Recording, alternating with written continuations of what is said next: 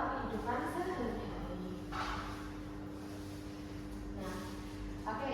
What time do you wake up in the morning? Jam berapa kalian bangun di pagi hari? 5. Oke, ada yang tahu nggak gimana cara penulisannya dan pengucapannya dalam bahasa Inggris? Oke, nanti kita belajar. Nah, what time do you usually go to school? Jam berapa biasanya kalian berangkat sekolah? 7. Oke, ada yang tahu gimana pengucapannya?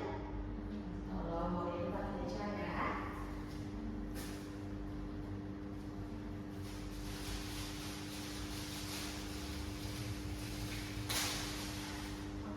Sebelum itu, kita mengenal yang namanya 2 jarum jam. Yang pertama yang lebih pendek, itu namanya the hour hand atau jarum jam untuk yang menandakan jam. Yang kedua, the minute hand, itu yang jamnya lebih panjang untuk menandakan menit. Oke, jadi ada 4 yang harus kita pelajari pagi ini.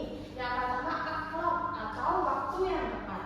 Misalnya, tepat di jam 2 menit tepat di angka 12. Contohnya seperti ini. Jadi, kalau seperti ini pengucapannya it's a 6 o'clock. Yang pertama, clock. Jadi, jarum menit tepat di angka 12. Oke.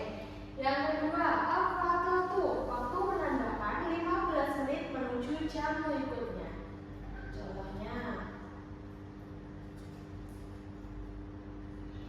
dan contohnya seperti ini.